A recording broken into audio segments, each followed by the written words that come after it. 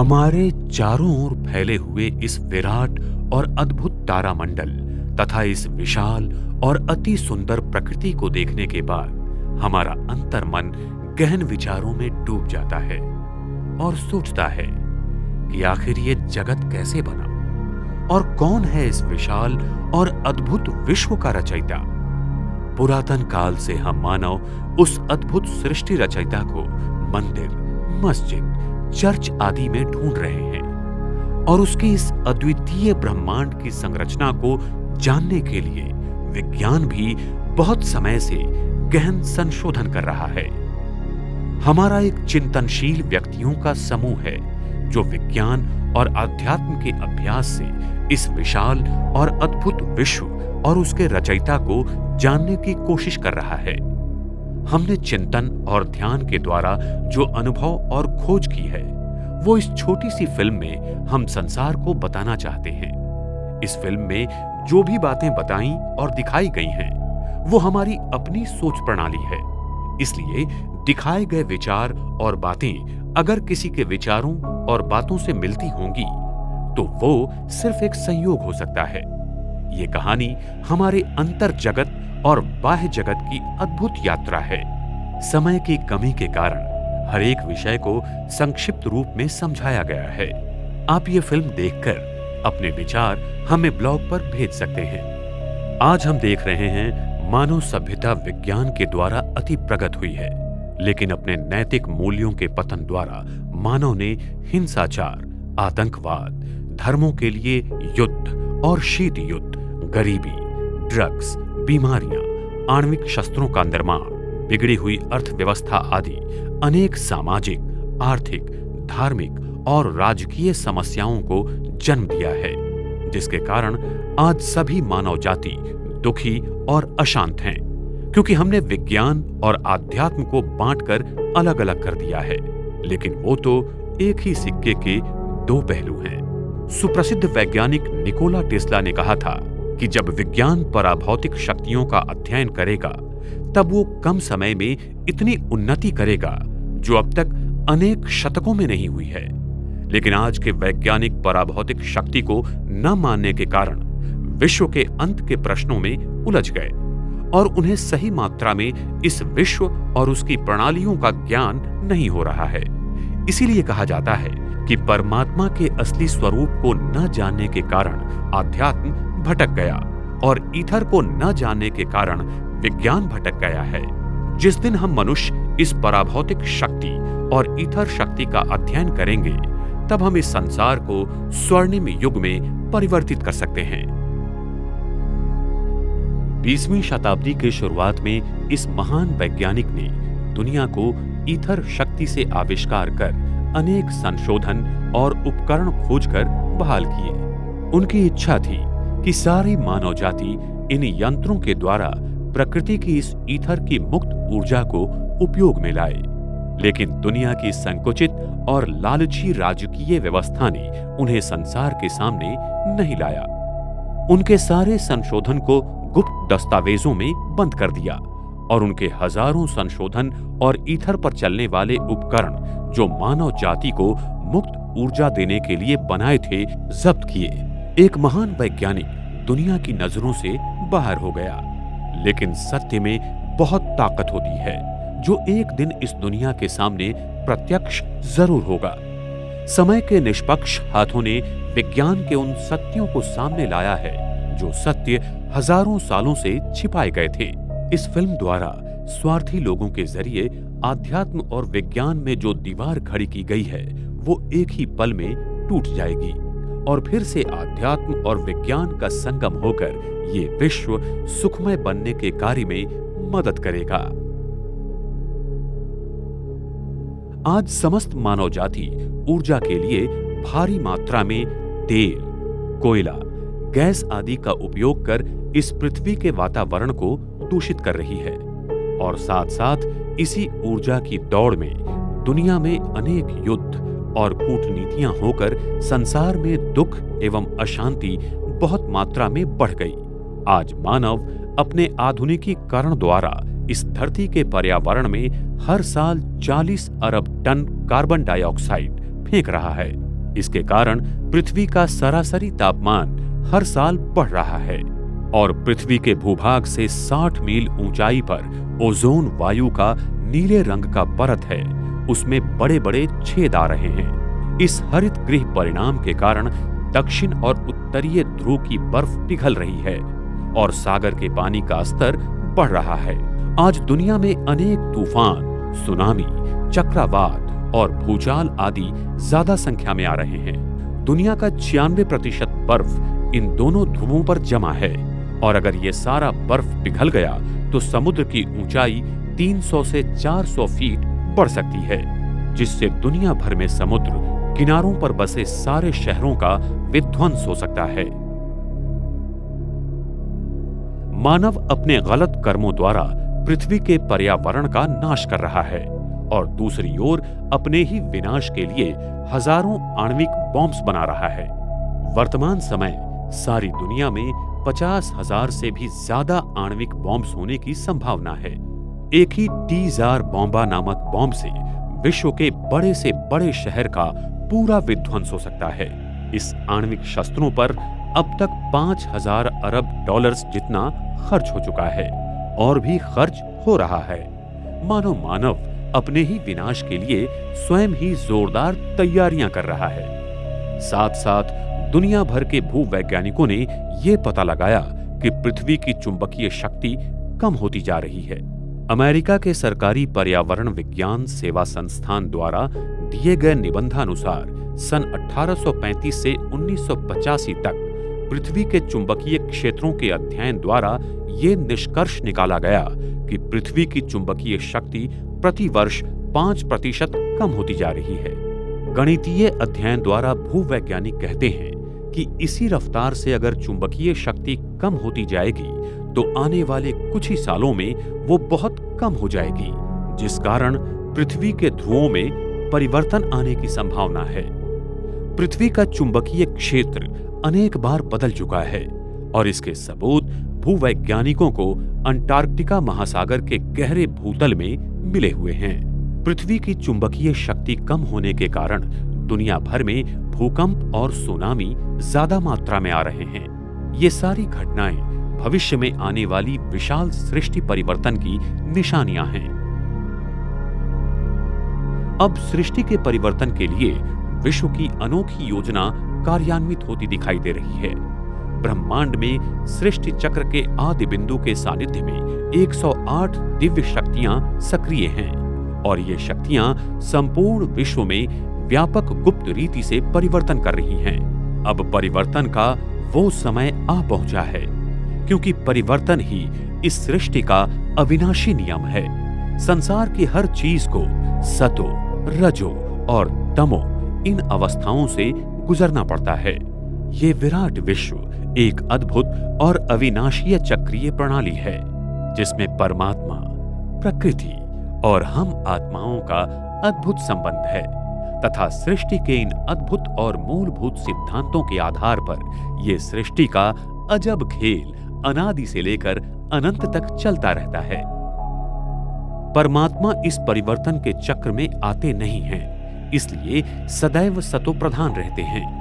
लेकिन आत्माएं और प्रकृति ये दोनों ही परिवर्तन के चक्र में आकर अंत में तमो प्रधान बन जाते हैं।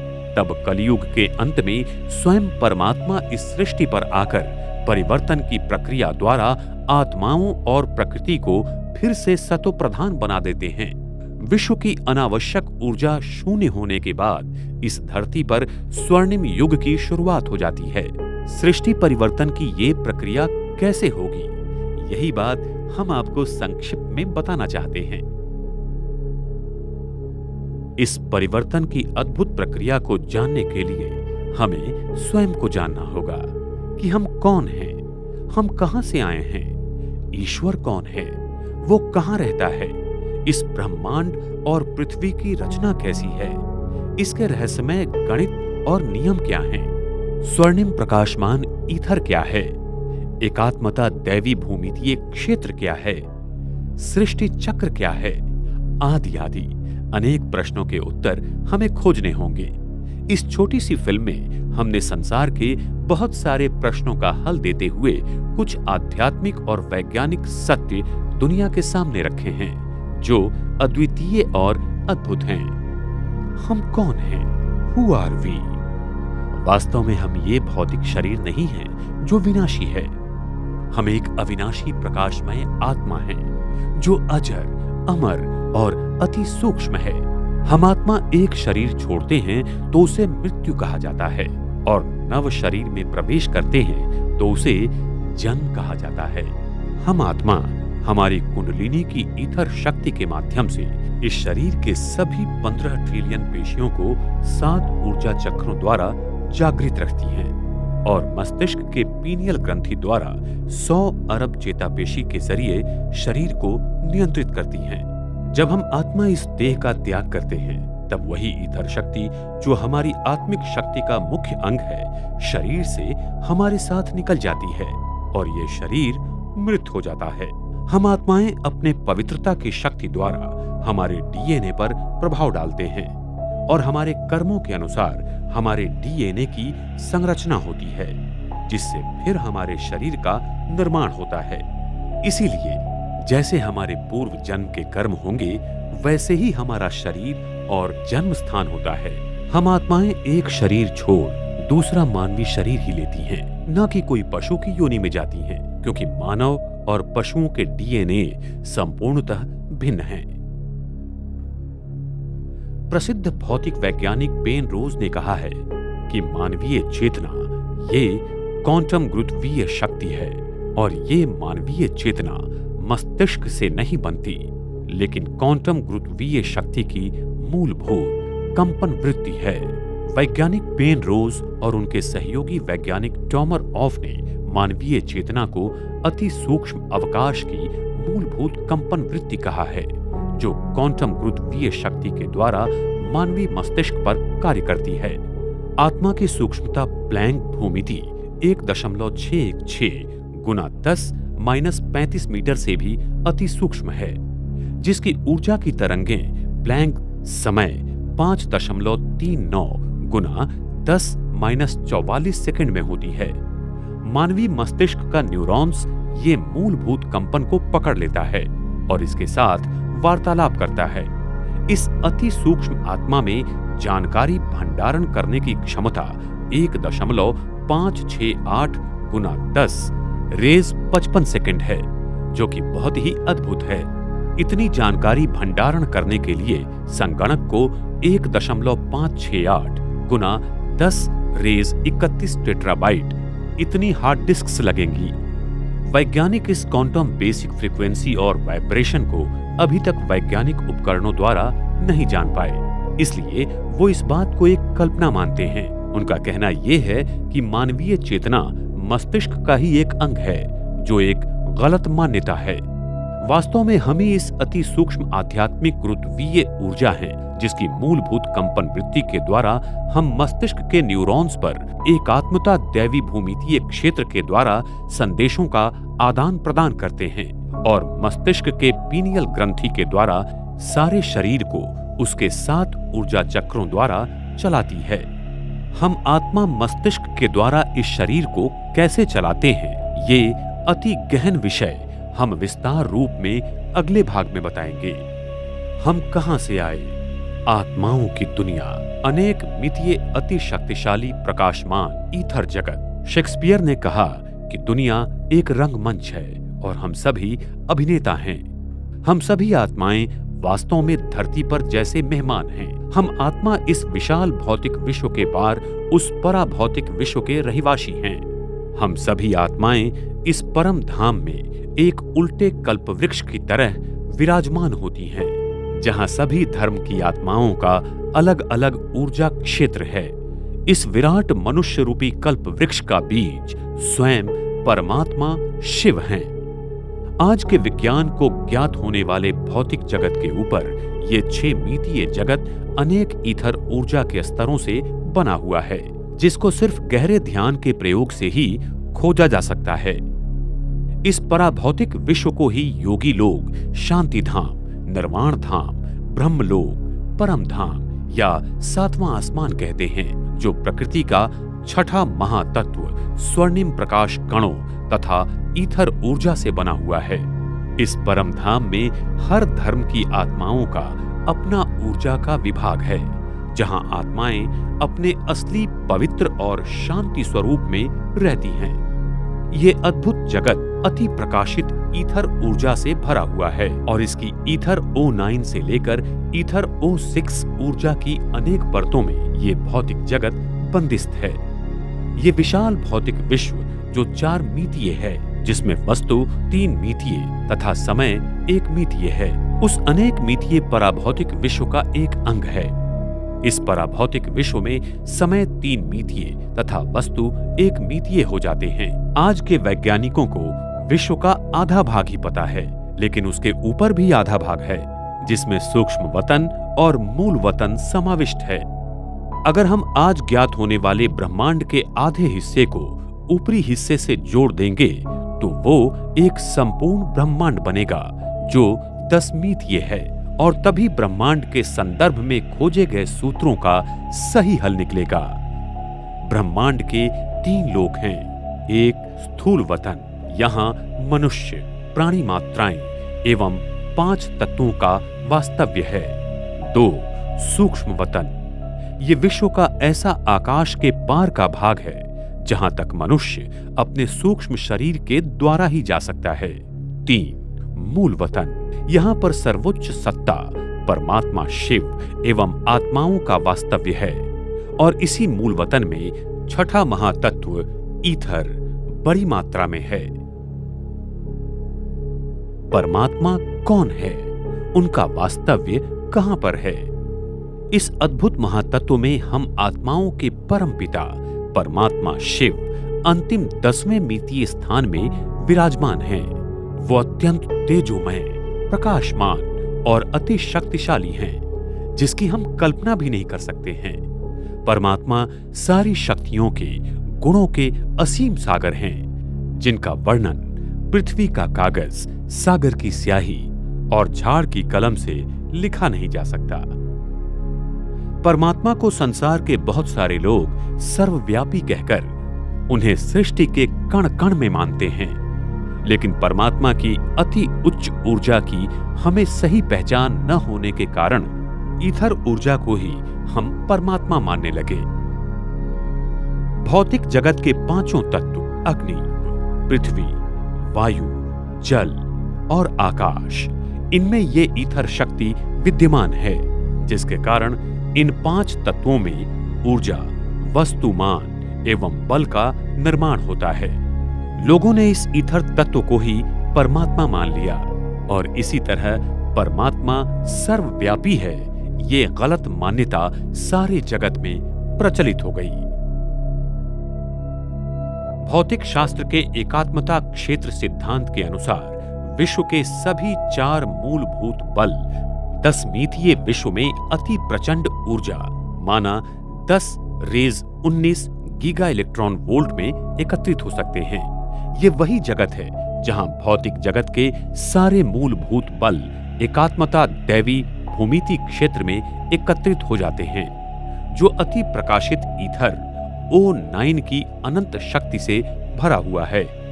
परमात्मा शिव की शक्ति अति प्रकाशित ईथर शक्ति से भी अति उच्च चैतन्य शक्ति है, जिसकी याद से हम आत्मा पतित से पावन बनती हैं। अति प्रकाशित ईथर शक्ति पदार्थों में चेतना निर्माण करती है, लेकिन चैतन्यता नहीं। वो सिर्फ हम आत्माओं में और परमात्मा में ही है। इसीलिए परमात्मा और हम आत्माएं प्रकृति की शक्ति से भिन्न हैं, लेकिन हमारी चैतन्य शक्ति ईथर की शक्ति को संपूर्ण रीति से प्रभावित करती है। यही ईथर शक्ति फिर प्रकृति के 5 तत्वों को हमारे संकल्पों अनुसार प्रभावित करती है। लेकिन ईश्वर वो सर्वोच्च बल नहीं है जिससे प्रकृति के सारे मूलभूत बल निर्माण होते हैं। परमात्मा में प्रकृति को अधिकतम अनावश्यक ऊर्जा से शून्य अनावश्यक ऊर्जा में परिवर्तन करने की शक्ति है, जो वैश्विक चक्र के अंत में प्रकाशमान ईथर की शक्ति से दैवी भूमिति की संरचना द्वारा सारे ब्रह्मांड को फिर से सतो प्रधान अवस्था में लाता है। विविध धर्मों में परमात्मा के प्रति अनेक मान्यताएं हैं, लेकिन अंततः सभी धर्मों में उसे वैश्विक प्रकाश के स्वरूप में ही माना गया है। अनेक धर्मों में परमात्मा के प्रति दी हुई मान्यताएं कुछ इस प्रकार हैं। हिंदू धर्म, मुंडका उपनिषद में कहा गया है, दीप्तिमान कमल के हृदय में ब्रह्मा का निवास स्थान है, जो प्रकाशों का प्रकाश है। हिंदू धर्म में शिव परमात्मा को निराकार ज्योतिर्लिंग के स्वरूप में या पिंडी के रूप में पूजा जाता है। इस्लाम धर्म, पवित्र कुरान में कहा गया है, अल्लाह स्वर्ग और पृथ्वी का प्रकाश है। क्रिश्चियन धर्म, बाइबल में कहा गया है, मैं इस जगत में प्रकाश के स्वरूप में आया हूं। बौद्ध धर्म, धम्मपद में कहा गया है, बुद्ध का तेज लगातार चमक रहा है। सिख धर्म, आदि ग्रंथ में कहा गया है, परमात्मा सत्य है और सबका प्रकाश है। नेविवू अमेरिकन विश्वास, काबालया का गाना में कहा गया है, दैवी प्रकाश मेरे लोगों पर है। अफ्रीकन विश्वास, ट्राइबल अफ्रीकन में कहा गया है, परमात्मा सूरज है जो सारे जगह में प्रकाश फैलाता है। जुडाइज्म, साल्मज में कहा गया है, परमात्मा मेरा प्रकाश है जिससे मुझे डरना चाहिए। टेओइज्म, परमात्मा प्रकाशमय ऋषि है जो सभी की सेवा करता है। ईथर ऊर्जा, परा प्रकृति का छठा महातत्व। प्रकृति 5 तत्वों से बनी हुई है, जैसे अग्नि, पृथ्वी, वायु, जल और आकाश। इन सभी तत्वों में प्रकृति का छठा तत्व ईथर सब में मिला हुआ है, जिसकी मात्रा पृथ्वी तत्व में कम तो आकाश तत्व में सबसे ज्यादा है। इसलिए आकाश तत्व को ईथर भी कहा जाता है, लेकिन ये मान्यता गलत है। ईथर 2 प्रकार के होते हैं। एक स्वयं प्रकाशित के स्वरूप में है, जो परम धाम का स्थायी स्वरूप है। दूसरा ईथर ऊर्जात्मक तत्व से बना हुआ है और इस जगत के 5 तत्वों में मिला हुआ है। इसी ईथर शक्ति को हम प्राण वायु, जीवन बल इत्यादि नामों से जानते हैं। द्वापर युग के आरंभ से करीब 2000 साल तक ये प्रकृति के सभी मूलभूत पदार्थ इस ईथर से बने हुए हैं। पहले ये मान्यता थी जो आज के वैज्ञानिक नहीं मानते हैं, लेकिन ईथर ही वो ऊर्जा व प्रकृति की शक्ति है जिससे सारा जगत चलायमान एवं गतिशील है। वास्तव में ईथर का स्वरूप अत्यंत सूक्ष्म है, जिसे प्लैंक मैक्स की भाषा में विश्व का अंतिम भूमितीय क्षेत्र कहा जाता है, जिसकी माप 10-35 मीटर की है। विज्ञान अब तक 10-20 मीटर तक का ही मापन उपकरणों द्वारा कर सकता है। उसके आगे इस अति सूक्ष्म तत्व को विज्ञान नहीं समझ सकता, इसलिए उसे कल्पना मानते हैं, और यही विज्ञान की सबसे बड़ी भूल है। ईथर को विज्ञान की भाषा में पुंजीय निर्वात ऊर्जा कहते हैं, जिसकी घनता 1 क्यूबिक सेंटीमीटर में 5.16 गुना 10⁻93 ग्राम क्यूबिक सेंटीमीटर है। अगर हम इस ब्रह्मांड की सारी आकाश गंगाएं, तारामंडल और ग्रहों आदि को अगर 1 क्यूबिक सेंटीमीटर में भर देंगे तो इसकी घनता 5.16 गुना 10⁻55 ग्राम क्यूबिक सेंटीमीटर तक हो जाती है। इसका मतलब 1 क्यूबिक सेंटीमीटर के ईथर में सारे ब्रह्मांड के दृश्य पदार्थों से भी अधिक 10 गुना 38 शून्य जितनी ऊर्जा विद्यमान है, जो अति भव्य और अति शक्तिशाली है। 1 क्यूबिक सेंटीमीटर की ईथर में इतनी शक्ति है जिससे हम पृथ्वी पर फैले विशाल सागर के पानी का वाष्पीकरण कर सकते हैं। आप कल्पना कीजिए कि सारे विद्यमान जगत में ईथर की शक्ति कितने असीम स्वरूप में फैली हुई है। वो शक्ति अनंत ही है।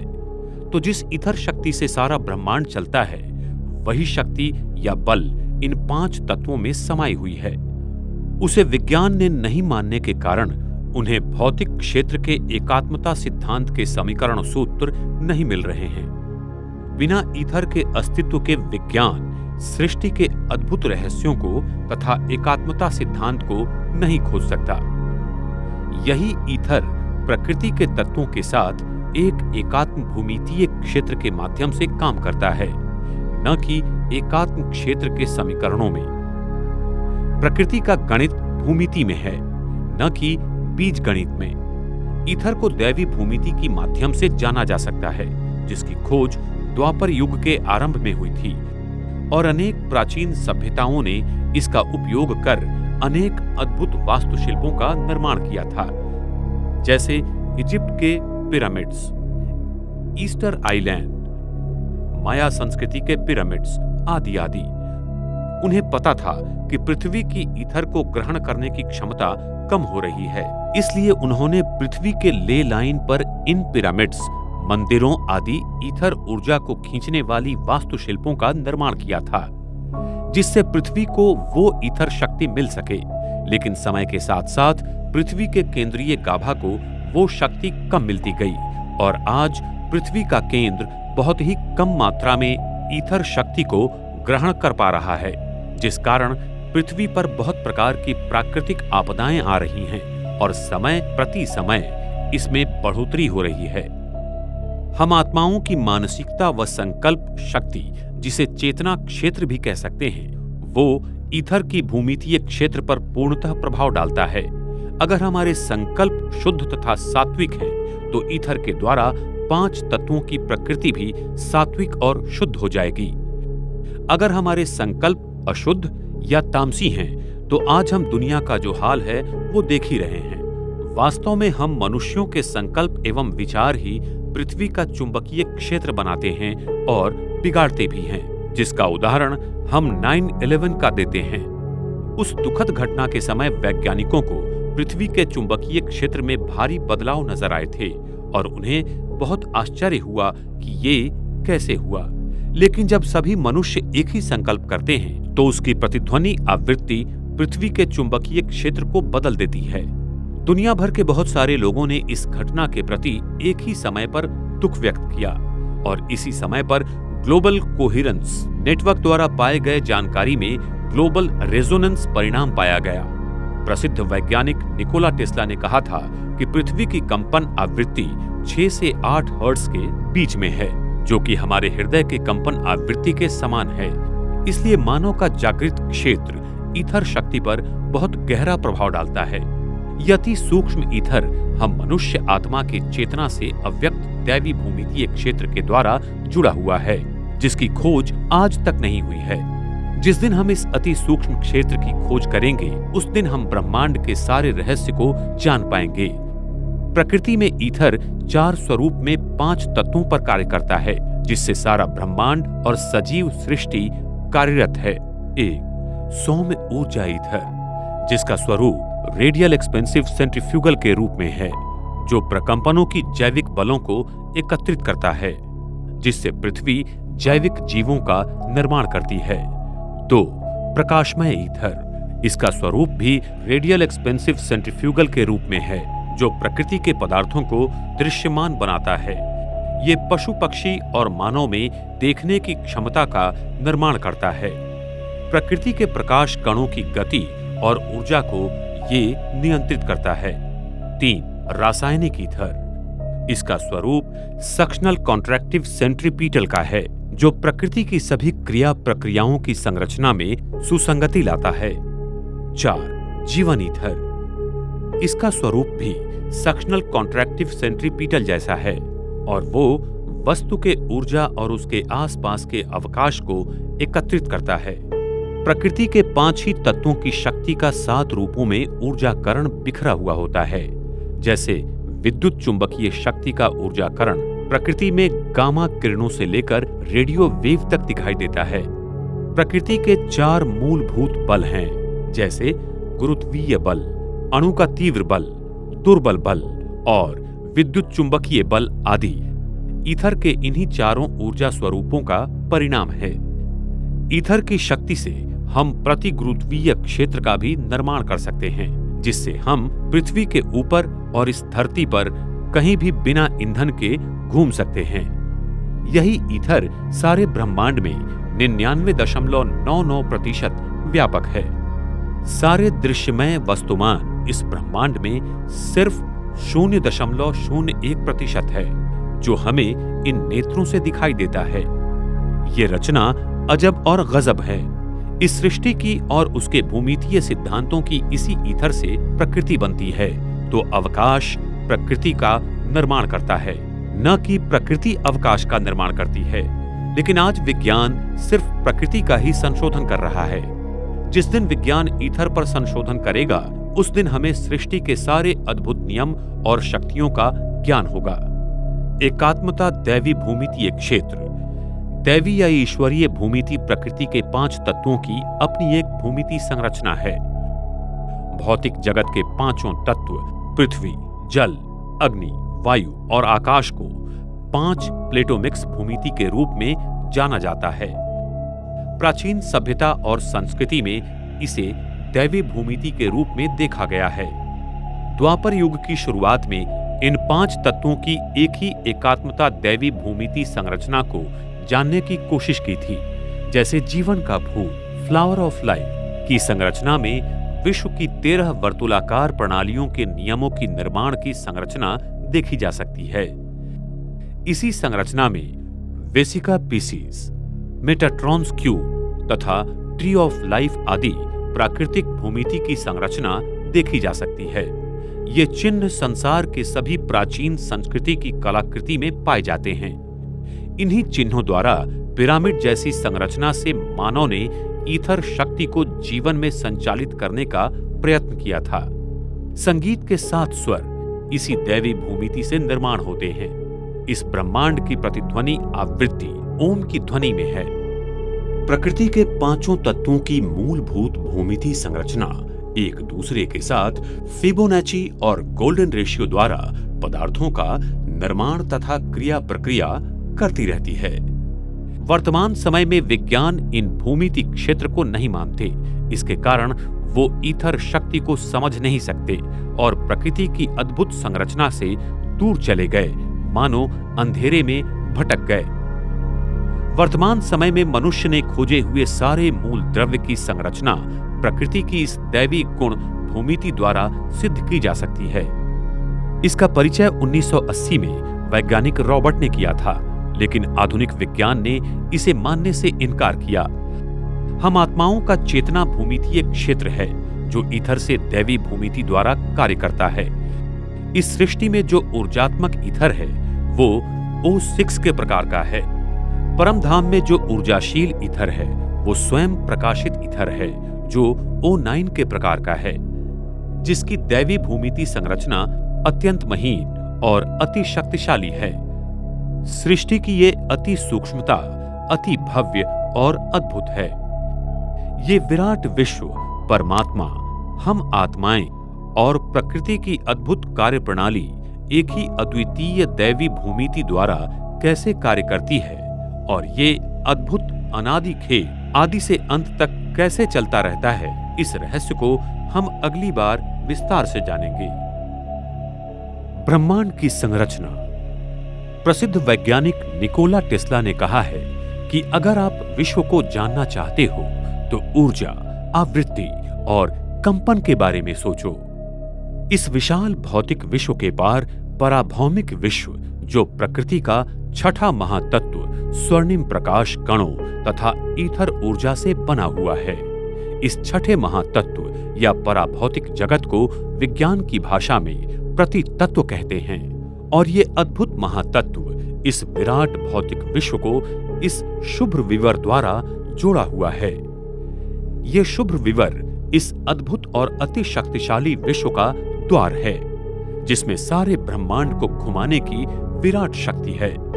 ये शुभ्र विवर इस सारे ब्रह्मांड का गुरुत्वीय केंद्र है जिसकी ईथर ऊर्जा से ये विद्यमान ब्रह्मांड चक्रीय गति में निरंतर घूमता रहता है। अभी इसकी गति घड़ी की दिशा में है। पृथ्वी के ऊपर बने कृष्ण विवर के कारण हम हर रात सारे तारामंडल को घड़ी की विरुद्ध दिशा गति में घूमते हुए देखते हैं। सारे ग्रह, तारामंडल पृथ्वी के ऊपर एक दिन में निरंतर परिक्रमा करते रहते हैं। हम आत्मा कुंडलिनी शक्ति के माध्यम से इस शरीर को 7 चक्रों द्वारा चलाती हैं। इसी प्रकार से इस पृथ्वी के 13 चक्रीय ऊर्जा केंद्र है, जहां से पृथ्वी के चुंबकीय केंद्रीय गाभा में ईथर ऊर्जा का प्रवाह होता है और पृथ्वी की इस चुंबकीय शक्ति का प्रभाव सारे प्राणी मात्राओं एवं प्रकृति के 5 तत्वों पर पड़ता रहता है। इसीलिए पृथ्वी की चुंबकीय शक्ति में होने वाली नैसर्गिक आपत्ति का ज्ञान प्राणी मात्राओं को पहले से ही हो जाता है। सारे ब्रह्मांड के 108 ऊर्जा केंद्र बिंदु हैं, जो ध्रुवीय तारा के साथ साथ जुड़े हुए हैं, जिससे सारी ईथर ऊर्जा ब्रह्मांड की तारा मंडलों को मिलती रहती है और वो कार्यरत रहते हैं। ब्रह्मांड के हर तारों का ध्रुवीय तारा के साथ सूक्ष्म संबंध होता है और शुभ्र विवर से ध्रुवीय तारा को शक्ति मिलती है, जिससे ये सारा तारामंडल पृथ्वी पर निरंतर घूमता रहता है। ये विश्व गोडल विश्व की तरह है, जिसमें हर कण एक पूरे समय का चक्र लगाकर अपने पूर्व स्थान पर आ जाता है। पृथ्वी के ऊपर घूमता हुआ आकाश तत्व ये सारा ब्रह्मांड चक्रीय गोडल विश्व की तरह है और जिसमें गुरुत्वीय शक्ति और शक्तिपुंज सूक्ष्म रूप में एकत्रित बंधायमान होकर चलते रहते हैं। प्रकृति की ये संरचना अत्यंत जटिल और अद्भुत है। ये चक्रीय गोडल आइंस्टाइन के क्षेत्रीय समीकरणों का एक अनुकूल उत्तर है। इस चक्रीय गोडल विश्व के द्वारा विद्यमान भौतिक जगत के बहुत सारे प्रश्नों के हल मिल जाते हैं, जैसे कि sun corona, sun neutrino problem, EPR paradox, wave function problem आदि आदि अनेक प्रश्नों के उत्तर मिल जाते हैं। अगर वैज्ञानिक विश्व के इस संरचना को जान लेंगे तो सृष्टि के सारे रहस्य खुल सकते हैं और इस अद्भुत संरचना का ज्ञान प्राप्त हो सकता है।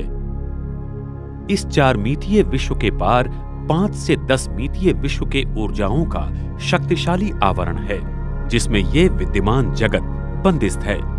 5 मितीय जगत से लेकर 10 मितीय विश्व तक पराशक्ति ईथर ऊर्जा की अद्भुत शक्तिमय संरचना है और इस अनेक मितीय विश्व को शुभ्र विवर के द्वारा इस 4 मितीय विश्व से जोड़ा गया है। परमात्मा 10 मितीय विश्व में अति प्रचंड ऊर्जा के रूप में विराजमान रहते हैं। ये जगत का सच्चा स्वरूप क्वांटम गुरुत्वीय चक्रीय गोडल विश्व में है, जिसको ईथर ऊर्जा सदा चक्रीय गति से घुमाती रहती है। इसलिए सृष्टि के हर भूमितीय संरचना में इसका स्वरूप पाया जाता है और यही सृष्टि की एकात्मता दैवी भूमितीय क्षेत्र है, जिससे प्रकृति का हर कण जुड़ा हुआ है।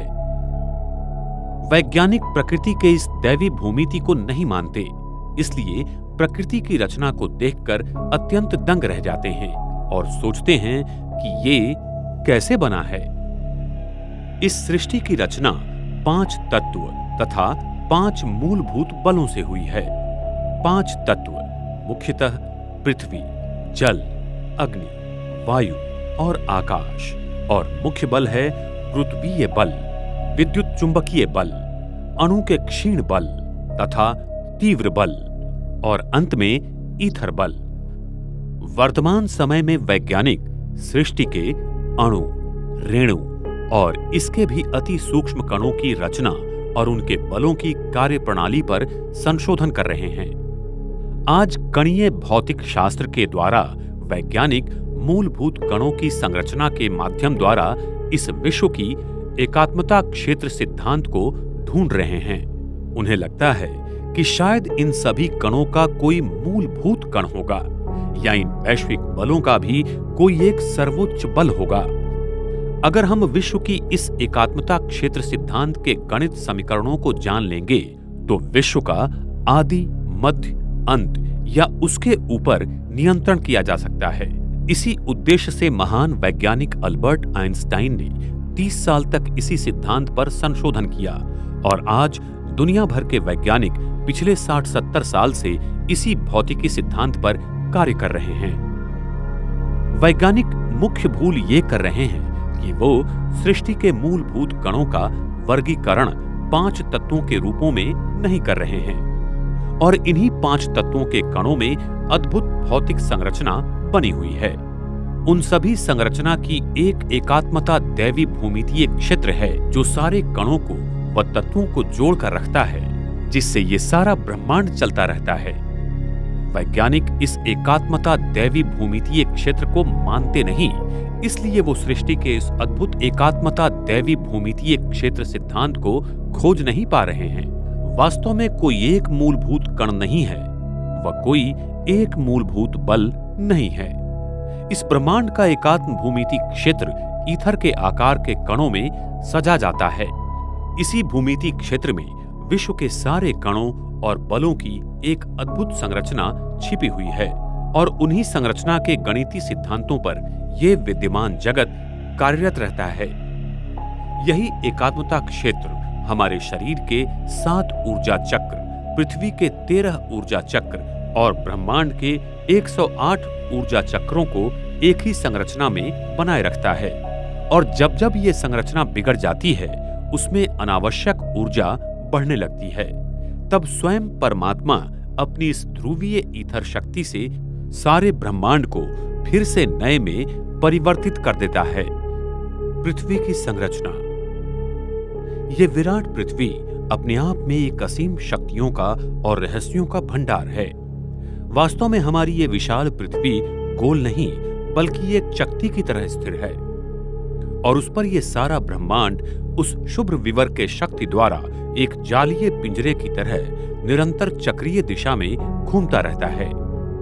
आकाश में हमें जो ध्रुवीय तारा दिखाई देता है और जो सदैव स्थिर है, सारा ब्रह्मांड उसके चारों ओर चक्रीय दिशा में घूमता हुआ नजर आता है। ये ध्रुवीय तारा परमधाम की स्वर्णिम ईथर ऊर्जा से भरा हुआ है और शुभ्र विवर से जुड़ा हुआ है, जिसका ब्रह्मांड के हर तारों के साथ सूक्ष्म संबंध है। इसलिए इसके ईथर ऊर्जा से तथा शुभ्र विवर की चक्रीय गति से सारा तारामंडल निरंतर पृथ्वी पर घूमता रहता है। ध्रुवीय तारा के कारण हर तारों को और आकाश गंगाओं को ऊर्जा मिलती रहती है। इस ब्रह्मांड की ये एक अद्भुत सच्चाई और प्रणाली है। ये पृथ्वी घूमती नहीं है, और अगर ये घूमती रहती तो इस पर बसा ये सारा वातावरण नष्ट हो जाता और यहाँ जीव सृष्टि का निवास संभव नहीं था। इस स्थिर धरती पर सारा तारामंडल, सूर्य, चंद्रमा आदि चक्रीय गति से निरंतर घूमने के कारण उत्पन्न होने वाले विद्युत चुंबकीय क्षेत्र से पृथ्वी का ऊपरी पर्यावरण निरंतर चार्ज होता रहता है। सूर्य और चंद्रमा की प्रकाशीय किरणों की गति चक्रीय होने के कारण वह धरती पर गोल आकार में गिरती है और हमें अवकाश से पृथ्वी गोलाकार नजर आती है।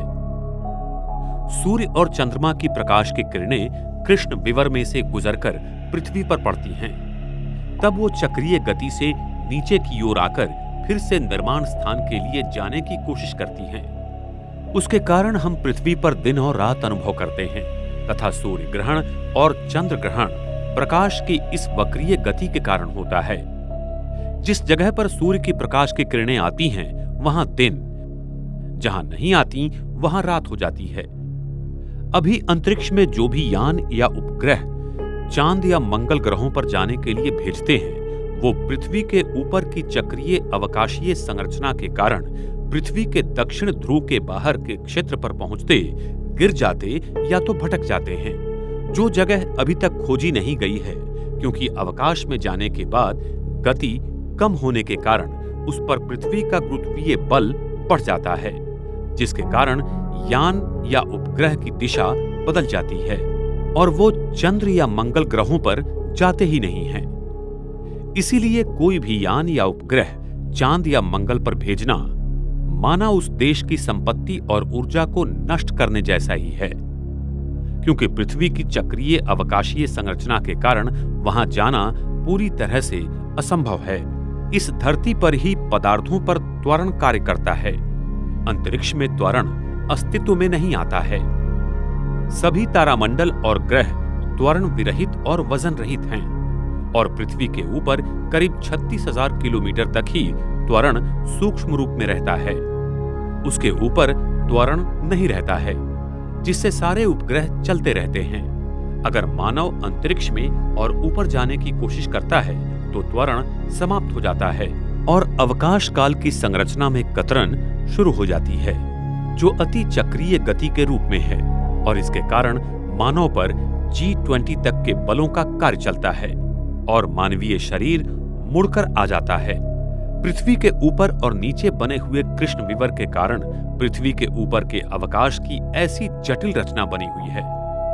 अपोलो और सुएज यान के कई यात्री चांद पर गए ही नहीं, क्योंकि पृथ्वी के ऊपर की अवकाशीय संरचना के कारण मानवीय देह चक्राकार रीति से मुड़कर टूटना शुरू हो जाता है। इसलिए इन यानों के पहले यात्री मर गए और उनके शरीर मुड़कर आ गए थे। गहरे अवकाशीय मिशन सफल होने का दावा करना ये सरासर विज्ञान जगत द्वारा आम जनता को फंसाने जैसा ही है, क्योंकि इन मिशंस में देश की बहुत संपत्ति का अपव्यय होता है।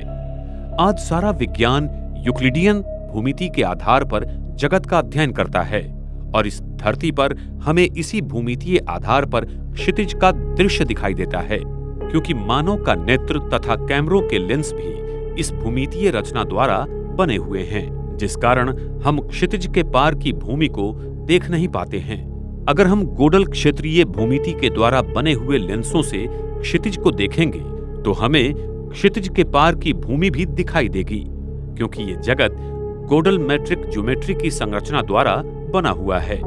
इसी संरचना से सारे ग्रह तथा आकाश गंगाएं अंतरिक्ष में गुरुत्वीय कक्षा रहित घूम रहे हैं।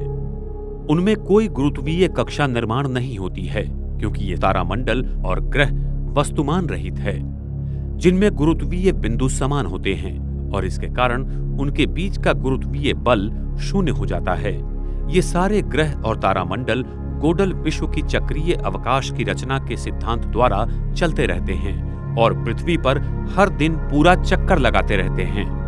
ये पृथ्वी घूमती नहीं है, इसके बहुत वैज्ञानिक प्रमाण हैं, जैसे कि संदर्भ परिवहन, गुरुत्वीय लहरों का आकलन और अदृश्य पदार्थों की खोज। प्रयोगों के निष्कर्ष में कुछ भी प्रमाण न मिलने के कारण ये सिद्ध होता है कि ये पृथ्वी घूमती नहीं बल्कि स्थिर है और ये आकाश तत्व इसके ऊपर पूरब से पश्चिम दिशा की ओर निरंतर घूमता रहता है। जब हम अवकाश से पृथ्वी की तरफ देखते हैं तब प्रकाश की किरणों की चक्रीय गति और पृथ्वी के ऊपर के अवकाश की चक्रीय भौगोलिक रचना के कारण हमें अपने चक्षु तथा कैमरे की लेंसों द्वारा वो गोल नजर आती है। हमारे चक्षु तथा कैमरे के लेंस भी वही वक्र होने के कारण दूर की किरणें हमें गोलाकार नजर आती हैं, जिससे भूमंडल हमें गोलाकार भागों में महसूस होता है। पृथ्वी का चुंबकीय केंद्रीय गाभा इस पृथ्वी का हृदय है। सतयुग के आदि में पृथ्वी के केंद्रीय गाभा में पारा की मात्रा बहुत थी और पारा से गाभा चारों बाजू से पूरी तरह भरा हुआ था। ये पारा ईथर शक्ति को खींचता है और पृथ्वी के केंद्र को चार्ज करता रहता है, जिससे पृथ्वी के चुंबकीय शक्ति का निर्माण होता है।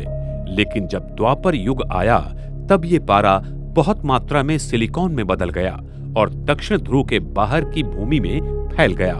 अभी पृथ्वी के केंद्रीय गाभा में पारा की जगह सिलिकॉन क्षेत्र भरा हुआ है, जो अर्धचालक है, और उसी वजह से पृथ्वी का केंद्रीय गाभा दो भागों में बंट गया है और हमें दो उत्तरीय ध्रुव दिखाई देते हैं। वैज्ञानिकों को ये दो उत्तरीय ध्रुव कैसे बनते हैं इसका ज्ञान नहीं है। सृष्टि चक्र का रहस्य। सृष्टि चक्र सतयुग, त्रेता युग, द्वापर युग और कलयुग से बना हुआ है, जिसमें हर एक युग का समय 1250 साल का है। सतयुग और त्रेता युग मिलाकर 2500 साल का जो समय है उसे स्वर्ग, और द्वापर युग और कलयुग मिलाकर 2500 साल का जो समय है उसे नरक कहा जाता है। सृष्टि चक्र के पहले 2500 साल तक मनुष्य, आत्माएं एवं सृष्टि अपने मूलभूत गुणों के चरम सीमा में रहती हैं और ये समय पूर्णतः सुखदायी हैं, जिसमें आदि सनातन देवी देवता धर्म अकेला सिर्फ भारत खंड में बसा था।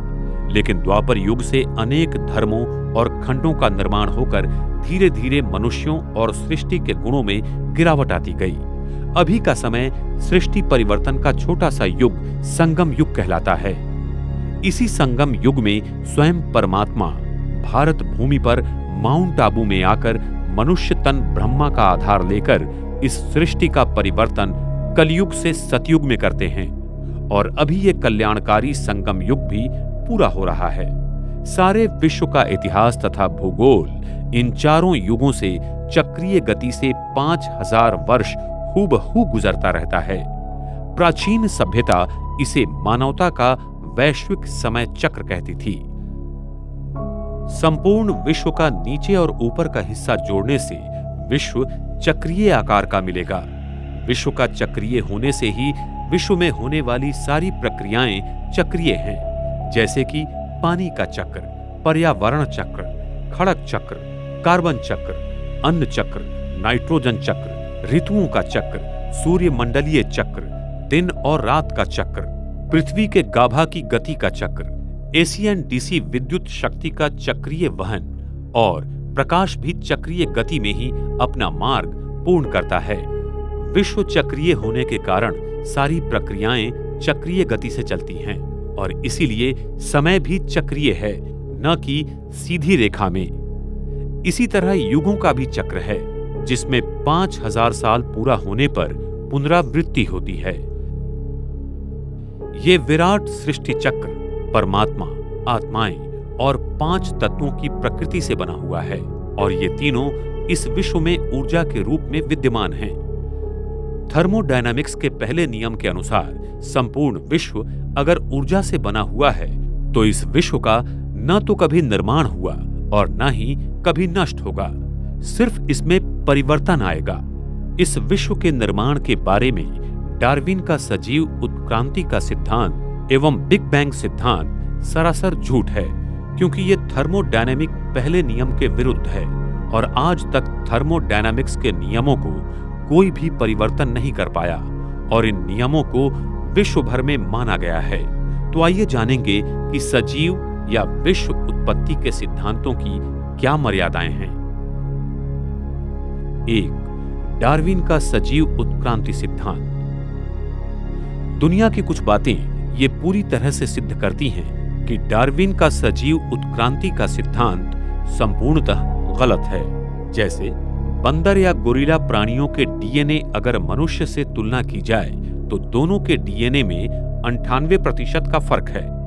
तो इससे यह सिद्ध होता है कि मनुष्य की निर्मित ना तो बंदर या गोरिल्ला से हुई, नहीं तो संसार में कोई भी बंदर या गोरिल्ला न रहता, सभी मनुष्यों में परिवर्तित हो जाते। डार्विन के सिद्धांत को सिद्ध करने वाला गणितीय विश्लेषण कहीं भी मिलता नहीं। डार्विन के सिद्धांत में जीन्स के बारे में कुछ भी लिखा नहीं है जो कि इसे सिद्ध कर पाए। डार्विन अपने जीवन की अंतिम यात्रा के दिनों में ये कबूल करते हैं कि अभी तक के दस्तावेज में ये नहीं पाया गया है कि कोई भी जीव दूसरे जीव में परिवर्तित हुआ है। हम ये नहीं सिद्ध कर सकते कि एक भी जीव दूसरे जीव में परिवर्तित हो सकता है। संदर्भ my life and letters volume 1 page 210। 2. Big bang theory की मर्यादाएं। ये बिग बैंग थ्योरी की मर्यादाएं थर्मोडायनामिक्स के प्रथम नियम के विपरीत है। जैसे कि ऊर्जा का ना तो निर्माण होता है और ना ही ऊर्जा नष्ट होती है, लेकिन इसमें कॉस्मिक अंडे से सभी ग्रह तारों का निर्माण दिखाया गया है। ए. सिद्धांत के अनुसार मूल द्रव्यों का भारी मात्रा में नहीं मिलना। बी. विश्व का आकारमान काफी बड़ा है, जो इस सिद्धांत के समय अनुसार संभव नहीं है। सी. विश्व की आकाश गंगाओं की गति में अभी जो बदलाव नजर आते हैं उनका ये सिद्धांत विश्लेषण नहीं दे पाता। डी. विश्व में फैला हुआ 96% डार्क मैटर, इसका विश्लेषण भी ये सिद्धांत नहीं दे पाता है। ई. विश्व का उसकी घनतानुसार फैलना और मोनोपोल का विश्लेषण ये सिद्धांत नहीं दे पाता है। विश्व की आयु। विश्व की आयु मुख्यतः कार्बन डेटिंग पद्धति से तय की जाती है। इस पद्धति में बहुत सारी त्रुटियां हैं, जिसके कारण आज विश्व की आयु लाखों एवं करोड़ों साल मानी गई है। कार्बन डेटिंग पद्धति की मर्यादाएं। कार्बन डेटिंग पद्धति की मर्यादाओं के कारण इस पद्धति में पदार्थों की उम्र में त्रुटियां पाई जाती हैं। भूतकाल कार्बन का व्यय होने के प्रमाण में बदलाव होता है, इसलिए इस पद्धति में गलत परिणाम पाए जाते हैं। इस पद्धति में दिए हुए नमूनों में डॉटर प्रोडक्ट्स होने की बहुत ही सहज संभावना रहती है। भूतकाल में पर्यावरण के बदलाव के कारण भी गलत परिणाम मिलते हैं। अति उच्च ऊर्जा कण, किरणोत्सारी खनिज और रसायन अगर इस नमूने के सानिध्य में आए तो कार्बन व्यय प्रमाण में बहुत बड़े बदलाव आते हैं। इस पद्धति में ऐसे माना जाता है कि नमूने का अंत का पदार्थ शीशा है, लेकिन उसमें यूरेनियम या थोरियम मिश्रित स्वरूप पाए जाते हैं। शीशा रेशियो की तुलना में त्रुटियां होने के कारण नमूने की सही उम्र मिलना संभव नहीं है। पृथ्वी के वैन एलन बेल्ट में चुंबकीय क्षेत्रों के बदलाव से भी व्यय प्रमाण में बदलाव पाए जाते हैं। यूरेनियम, थोरियम और कार्बन डेटिंग पद्धति द्वारा एक ही नमूने के परिणाम में अलग अलग आयु पाई जाती है। दुनिया भर के वैज्ञानिक प्रात्यक्षिकों में ये पद्धति को गलत पाया गया है। इस विश्व की आयु हजारों न कि लाखों या करोड़ों साल है। इसके प्रमाण पृथ्वी के विद्युत चुंबकीय क्षेत्र का पूरा आयुर्मान 5000 साल है। शीशा से यूरेनियम में रूपांतरण करीबन 5000 साल में होता है। वैश्विक बाढ़ 5000 साल पहले हुआ था। हमारे पास इतिहास सिर्फ 5000 साल का ही मौजूद है। समुद्र में न तो भारी मात्रा में कीचड़ न ही सोडियम पाया गया है। जीवाश्म रेडियोधर्मिता के द्वारा भूशास्त्रीय आयुर्मान को कुछ ही सालों का पाया गया है। जब सृष्टि में मनुष्यों एवं प्रकृति के पांचों तत्वों के गुणों का पतन होता है तो हर 5000 साल के बाद विश्व का परिवर्तन होता है। इसीलिए विश्व की आयु सिर्फ 5000 साल ही है, न कि लाखों करोड़ों साल। सारे विश्व का इतिहास तथा भूगोल इन चारों युगों से चक्रीय गति से 5000 वर्ष हूबहू गुजरता रहता है। सतयुग। इस सृष्टि के प्रारंभ में हम सारी आत्माएं अपने स्वर्णिम ईथर ऊर्जा से भरपूर परम धाम घर में संपूर्ण शुद्ध स्वरूप में रहती थी। तब परम धाम का केंद्रीय गुरुत्वीय बल शून्य रहता है। साथ साथ पृथ्वी का भी केंद्रीय गुरुत्वीय बल शून्य रहता है।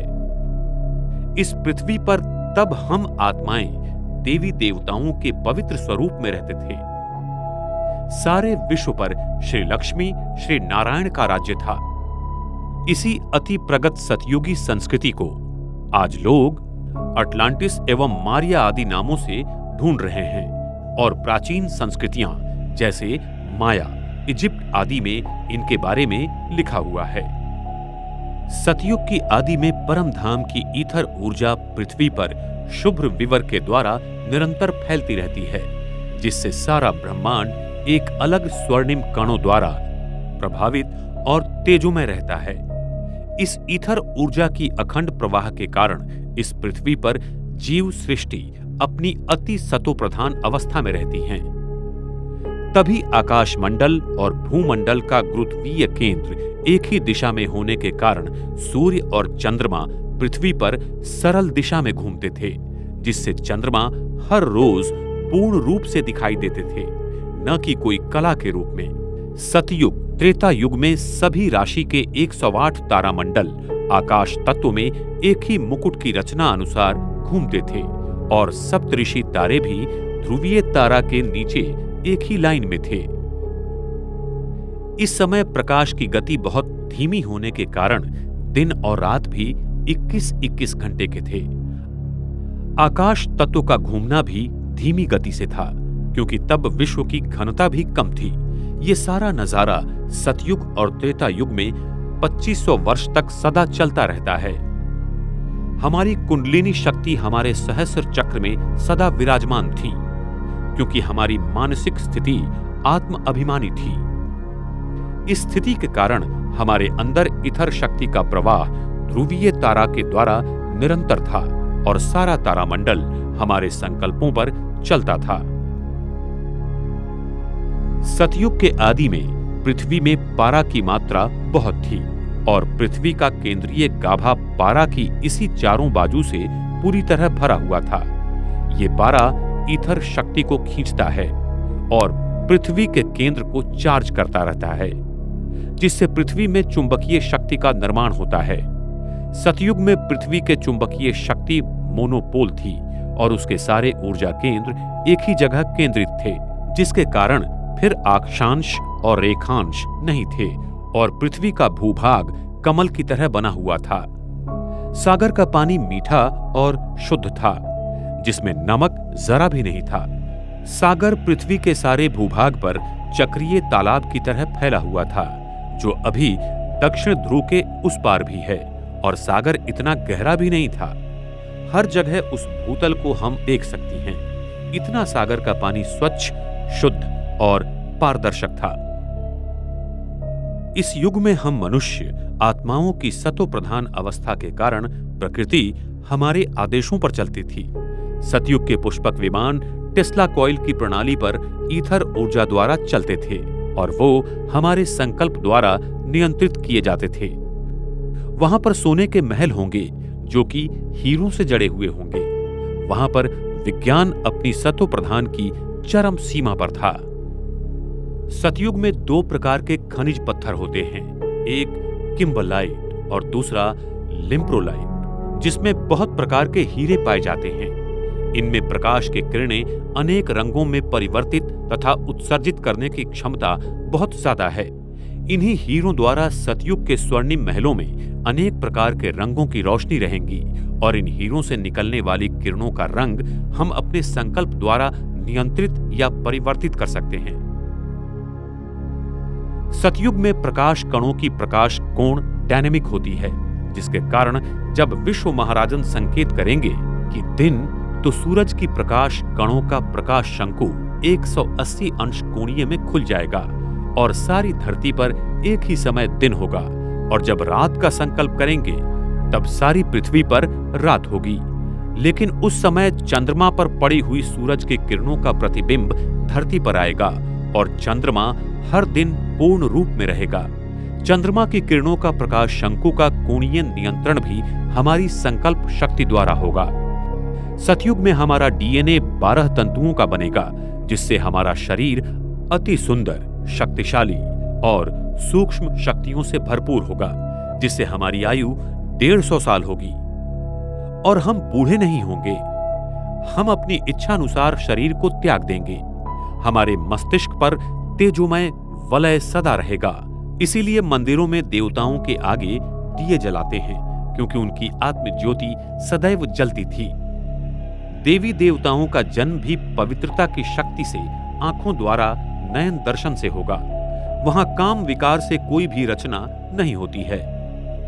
वर्तमान समय में मोर पंछी का जन्म भी उसके आंख से निकले हुए आंसुओं को मादा मोर पंछी ग्रहण करने से होता है। इसीलिए उसकी पवित्रता के कारण कृष्ण के मुकुट में मोर का पंख दिखाते हैं और वो भारत का राष्ट्रीय पक्षी है। सतयुग में प्राणियों की रचना मैग्नेटिक फील्ड के रूप में खिलौनों के रूप में होगी और वो बहुत सुंदर और सात्विक होंगे। हम मनुष्य आत्मा सतयुग से लेकर त्रेता युग तक सदैव आत्मिक स्वरूप में 2500 वर्ष तक शुद्ध पवित्र स्वरूप में थी। सतयुग की प्रगत वैज्ञानिक संरचना तथा तकनीकी के बारे में हम आपको अधिक विस्तार में अगले भाग में बताएंगे। द्वापर युग। हम आत्माओं की पवित्रता ब्रह्मांड के ईथर ऊर्जा और गुरुत्वीय बल को नियंत्रित करती है।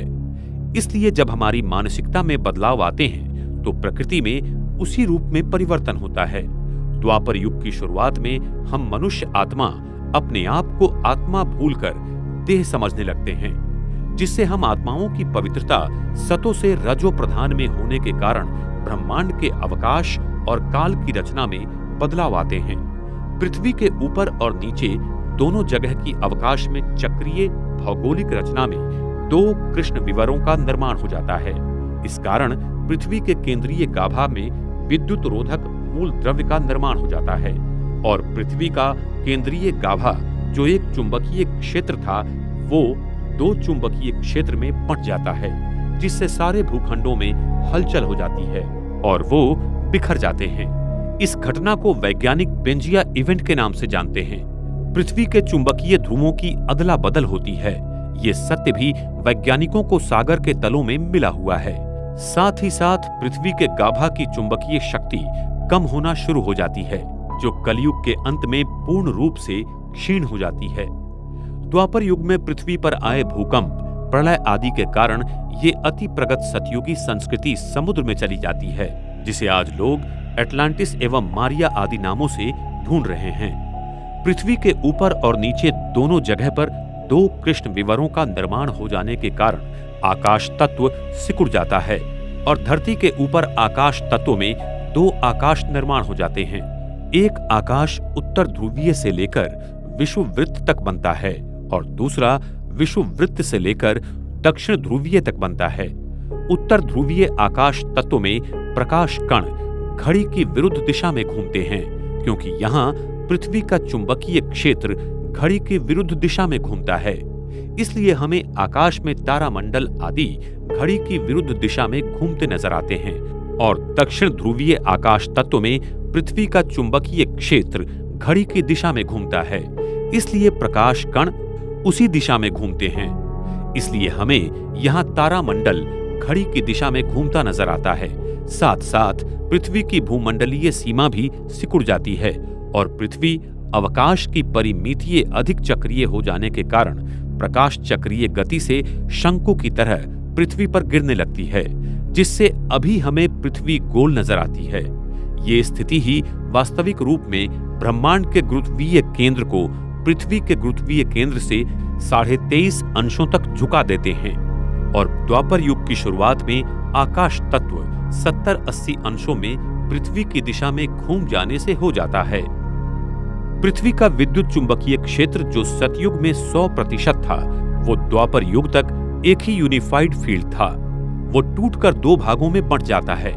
द्वापर युग से पृथ्वी पर ईथर शक्ति का स्रोत कम होना शुरू हो जाता है और इसकी आंतरिक संरचना बदलना शुरू हो जाती है। पृथ्वी केंद्रीय गाभा की शक्ति धीरे धीरे कम होना शुरू हो जाती है, जिससे द्वापर युग की शुरुआत में जियोलॉजिकल और इकोलॉजिकल परिवर्तन आना शुरू हो जाते हैं। परम धाम का मध्य गुरुत्वीय केंद्र जो शून्य था, वो हम आत्माओं की आत्मिक शक्ति के कारण पृथ्वी के मध्य गुरुत्वाकर्षण में बदल जाता है। इस परिवर्तन को समानांतरित करने के लिए परमात्मा को सूक्ष्म लोक का निर्माण करना पड़ता है। उसी समय आकाश तत्व में शुभ्र विवर के नीचे कृष्ण विवर का निर्माण हो जाता है और इस सूक्ष्म लोक में परमात्मा स्वयं आकर बस जाते हैं।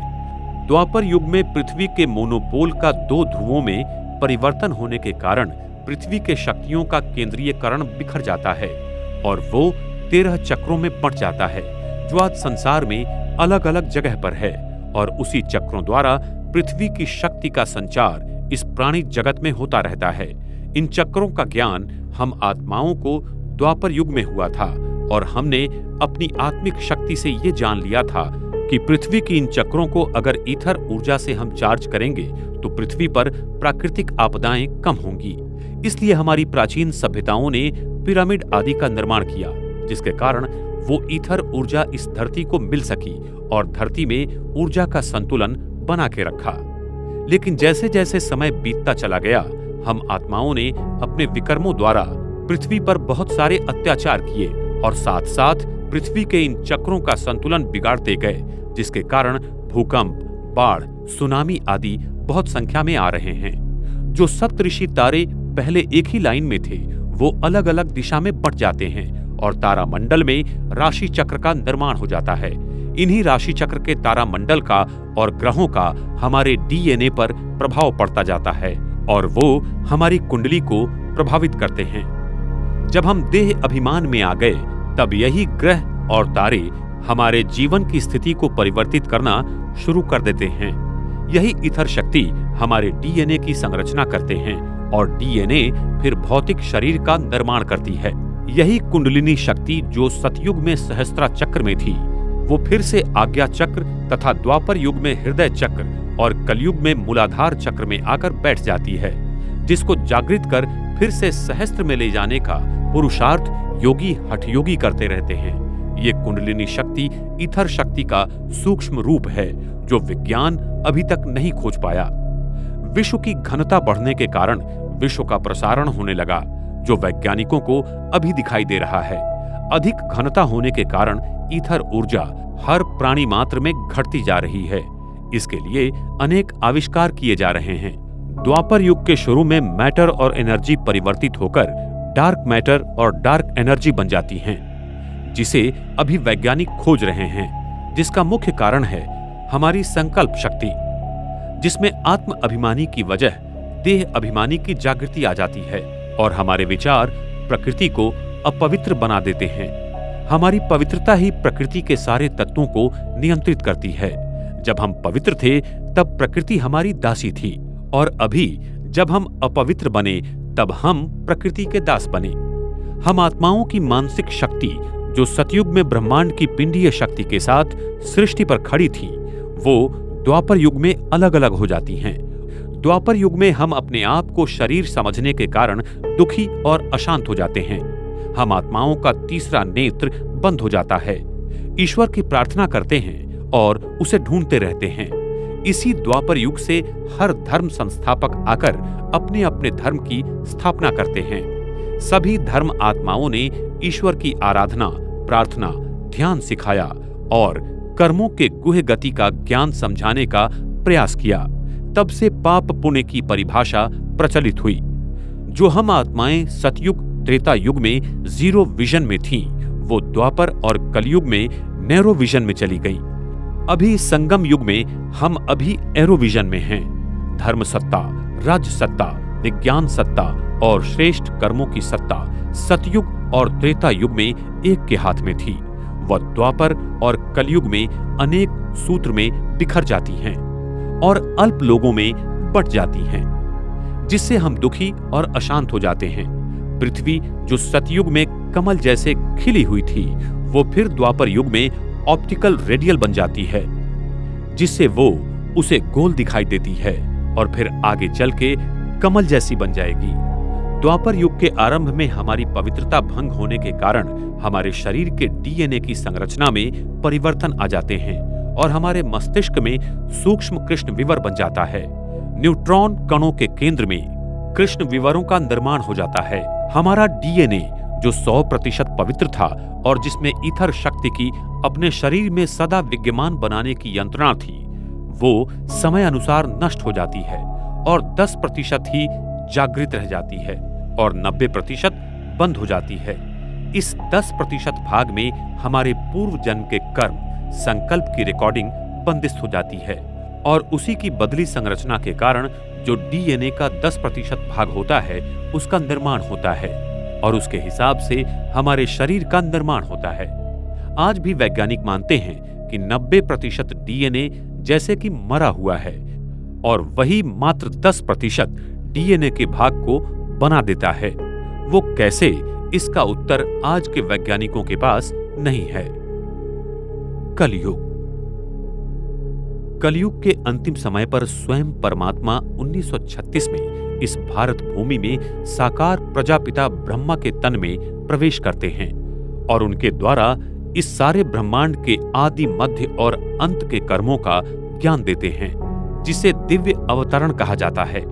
जब स्वयं परमात्मा भारत भूमि पर आते हैं, तब उनके सर्वोच्च ईथर शक्ति के भंडार होने के कारण इस भारतीय भूखंड की चुंबकीय शक्ति बढ़ने लगती है। इस ईथर ऊर्जा के कारण वैज्ञानिकों को E=mc² आदि अनेकानेक शोध लगने शुरू हो जाते हैं। पृथ्वी का केंद्रीय गुरुत्वीय बल बढ़ने का कारण है विश्व का गुरुत्वीय केंद्रीय बल, जो ब्रह्मांड में ध्रुवीय तारा के ऊपर बना हुआ है। वो विश्व का प्रसरण होने के कारण तथा अवकाश ब्रह्मांड की चक्रीय गति बढ़ने के कारण धीरे धीरे नीचे आ रहा है। ये ध्रुवीय तारा आने वाले समय में पृथ्वी के बहुत करीब आ जाएगा, जिसके कारण उसकी स्वर्णिम प्रकाशमान ईथर ऊर्जा से प्रकृति के मूलभूत ऊर्जा का बहुत बड़ा परिवर्तन होगा।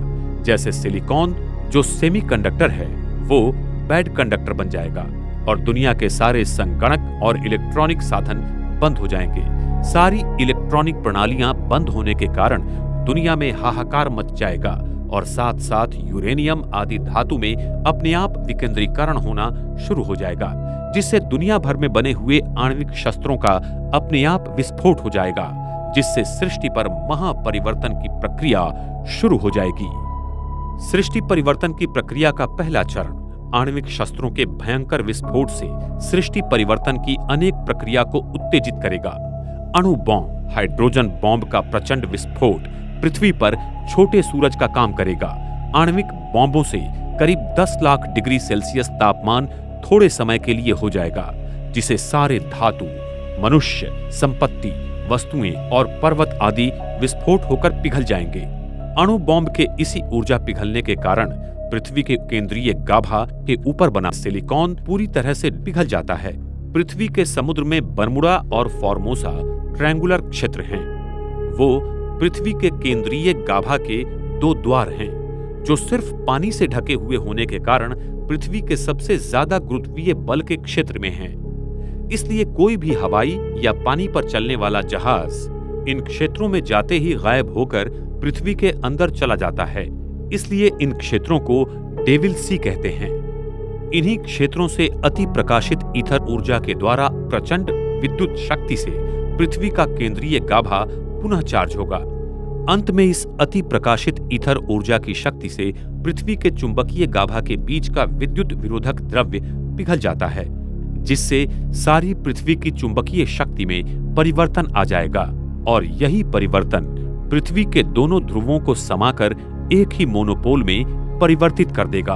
आइंस्टाइन बोसॉन कंडेंसेशन की भाषा में पृथ्वी का केंद्रीय गाभा एक सुपर एटम बन जाएगा और पृथ्वी की गुरुत्वीय शक्ति बहुत बढ़ जाएगी, जिसका केंद्र भारत होगा। पृथ्वी की चुंबकीय शक्ति में परिवर्तन आने के कारण दुनिया में अनेक तूफान, सुनामी, चक्रवात और भूचाल आदि ज्यादा संख्या में आ जाएंगे।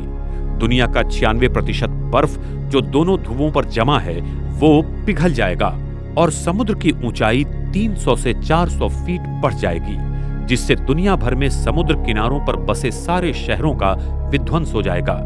दुनिया के सारे भूखंड विध्वंस होकर भारत की ओर केंद्रित हो जाएंगे, जिसे हम पेंजिया और गोंडवाना लैंड कहते हैं। ये प्रक्रिया बहुत ही अद्भुत और विशाल है।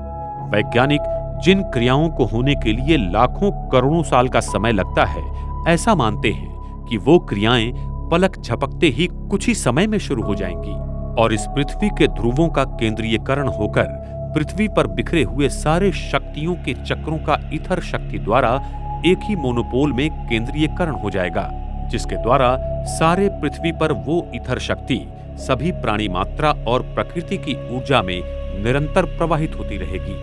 यही ईथर शक्ति ब्रह्मांड में सारे क्वांटम चेंजेस लाएगी, जिसके कारण मानो बिग बैंग जैसे परिस्थिति का निर्माण होगा, क्योंकि परमात्मा जो 10 मितीय विश्व में रहते हैं वो इसी सूक्ष्म ईथर शक्ति के द्वारा ब्रह्मांड और सृष्टि के हर कणों का विकेंद्रीकरण बाहर की दुनिया से करेंगे, जिससे थर्मोडायनामिक के दूसरे नियमों द्वारा सृष्टि की एंट्रोपी शून्य हो जाएगी। ब्रह्मांड के सारे भौतिक कणों का विकेंद्रीकरण की स्थिति बन जाती है, जिसका प्रतिबिंब उन्हें अभी के ब्रह्मांड के कणों में प्राप्त होता है, जिस कारण वो सोचते हैं कि ये सारे कण कभी एक समय एकत्रित थे और आज बिखर गए, जिससे आगे चलकर ये विद्यमान जगत बन गया। परमात्मा की पराशक्ति के द्वारा हमारे मस्तिष्क में द्वापर युग के आरंभ में जो सूक्ष्म कृष्ण विवर बना हुआ था वो नष्ट हो जाएगा और हमारा अचेतन मन पूरी तरह खुल जाएगा और दुनिया की सभी आत्माओं को अपने असली स्वरूप का ज्ञान हो जाएगा कि हम वास्तव में आत्मा हैं और न कि ये भौतिक शरीर, और साथ साथ अपने सच्चे आत्मिक पिता का ज्ञान संसार की सभी आत्माओं को होगा, जिससे सारे संसार को ईश्वर का परिचय और अनुभव हो जाएगा।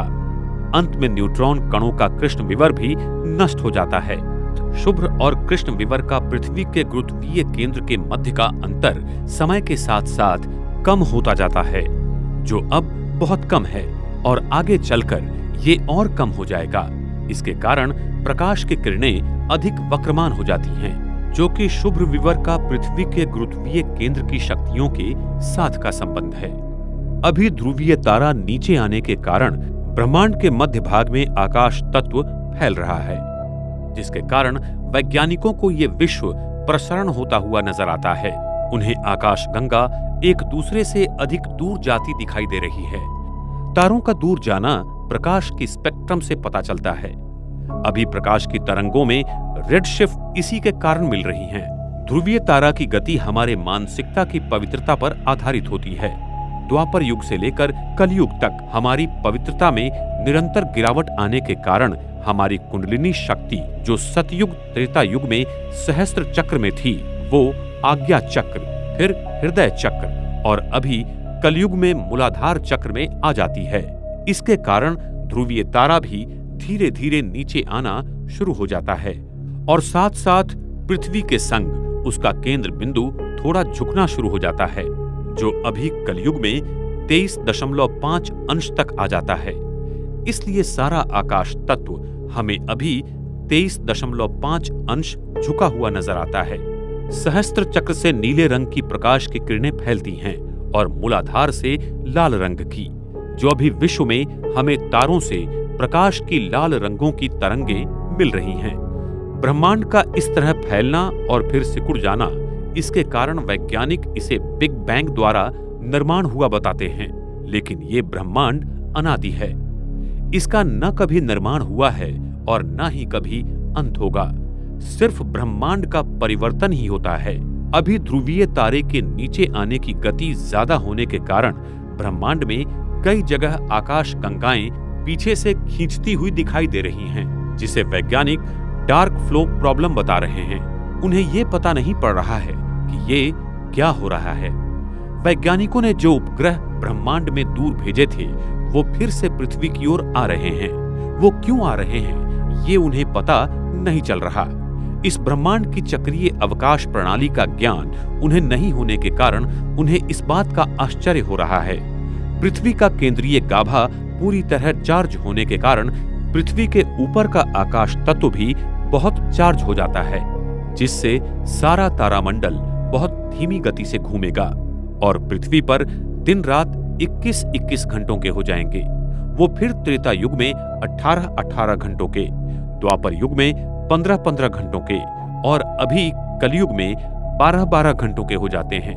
आने वाले समय में ध्रुवीय तारा जैसे जैसे पृथ्वी की तरफ और नजदीक आ जाएगा, जिससे तारामंडल और तेज गति से घूमना शुरू होगा, उसके कारण दिन रात 9-9 घंटों के हो जाएंगे और प्रकाश की गति भी 10 गुना बढ़ जाएगी।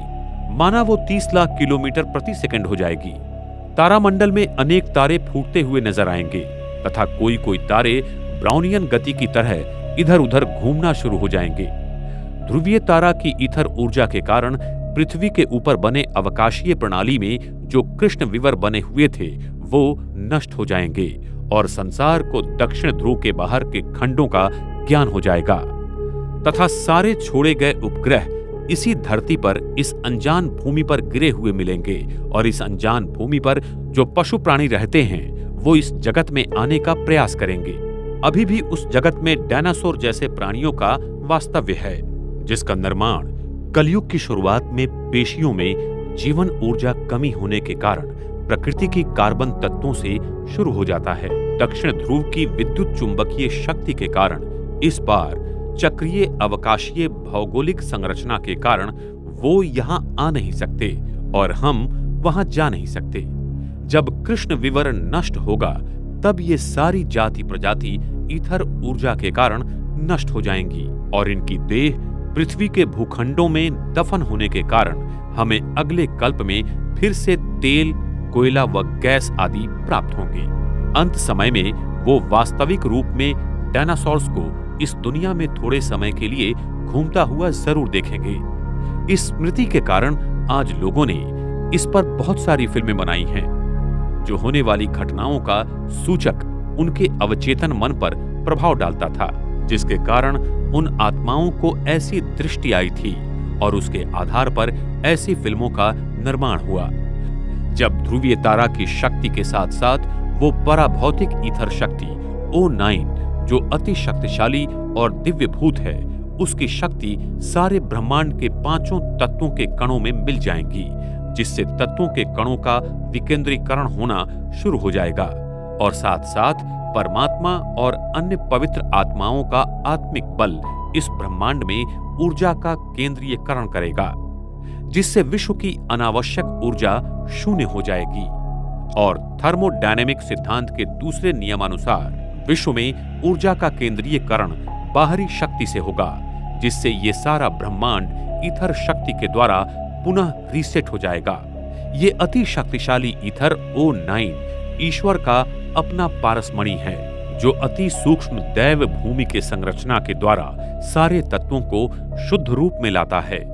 प्रकृति का हर भौतिक कण अपनी पूर्ण ऊर्जा स्वरूप में आ जाएगा। प्रकृति के इस तमो प्रधान से सतो प्रधान अवस्था के परिवर्तन को हम विनाश के रूप में देखेंगे, लेकिन वास्तव में ये विनाश नहीं है, ये स्वर्णिम सृष्टि की संरचना का उदय है। मनुष्य आत्माओं की पवित्रता इस ब्रह्मांड की ग्रेविटी को नियंत्रित करती है। ये सत्य सारी दुनिया को मानना पड़ेगा। वर्तमान समय में ब्रह्मांड का ध्रुवीय तारा, जिसमें ईथर शक्ति O9 भरी हुई है, वो एक स्ट्रिंग की तरह इस धरती की ओर आ रहा है, और उसके साथ साथ परमात्मा की सर्वोच्च पराशक्ति भी आ रही है, जिसके कारण सारा विश्व एक वैश्विक मोड़ लेगा और इस सृष्टि चक्र में पुनः नए स्वर्णिम युग का शुभारंभ होगा। ईथर शक्ति प्रकृति के पांचों तत्वों एवं प्राणी मात्राओं का और परमात्मा की पराशक्ति मनुष्य आत्माओं का संपूर्ण शुद्धिकरण कर उन्हें पूरी तरह से परिवर्तित कर देगी। इसलिए इन दोनों शक्तियों को लाने वाले ध्रुवीय तारा को परमात्मा का पारसमणि कहते हैं, जो सारे विश्व को संपूर्णतः परिवर्तन कर नए सतयुगी सृष्टि का निर्माण करता है।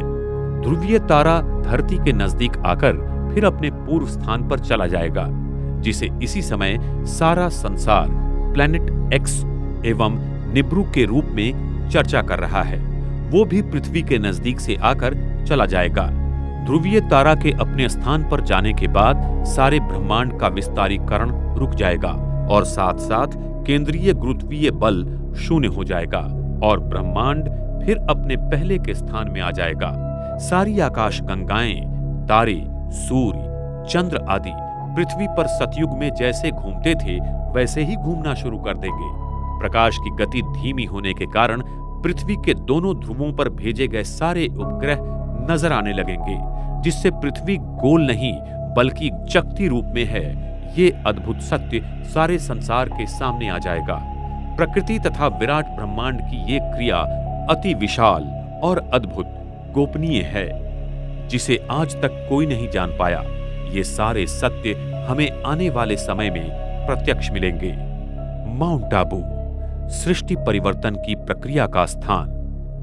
पृथ्वी की सारी प्राचीन संस्कृतियां जैसे इजिप्ट के पिरामिड्स, ईस्टर आइलैंड, माया संस्कृति के पिरामिड्स आदि पृथ्वी के ले लाइन पर विकसित हुई हैं।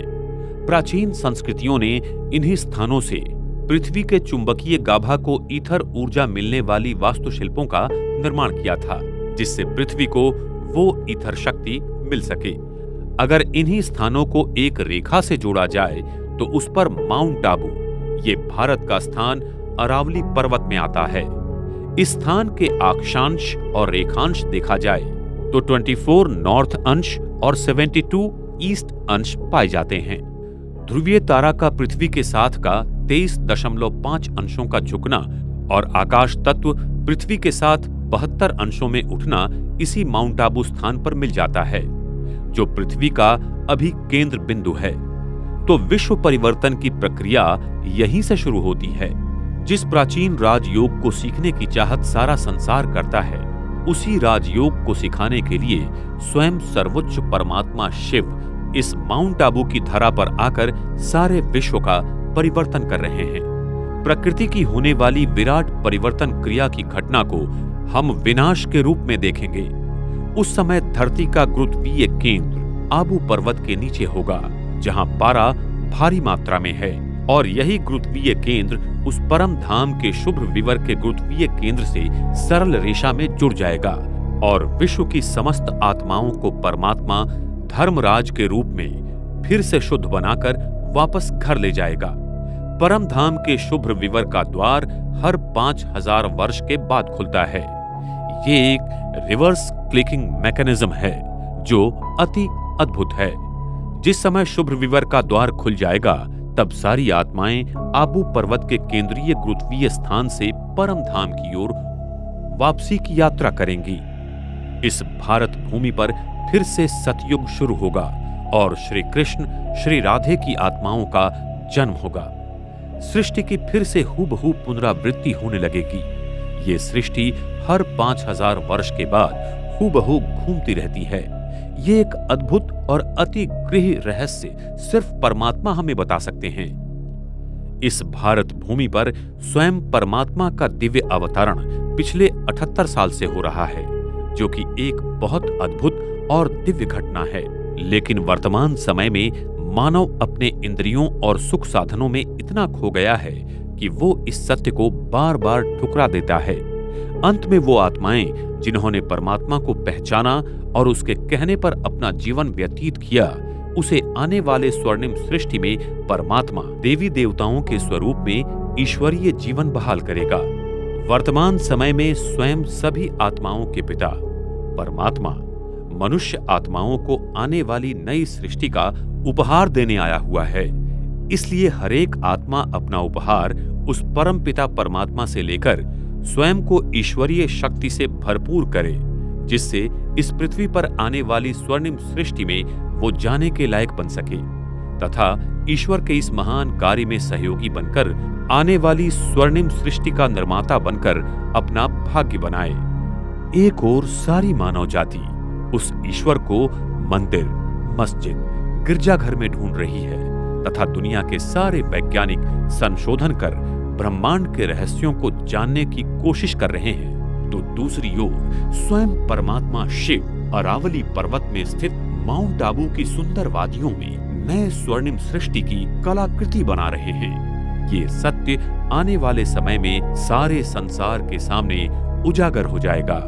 हाल ही में दुनिया भर के निकोला टेस्ला के चाहने वाले इस बात को मान रहे हैं कि वो महान वैज्ञानिक निकोला टेस्ला दुनिया में फिर से आएगा, क्योंकि टेस्ला ने खुद जुलाई 17, 1930 में कहा था, अभी नहीं लेकिन भविष्य में उचित समय आने पर मैं कुछ ऐसी उद्घोषणा करूंगा जो कि आपने किसी परिकथा में भी नहीं सुनी होगी।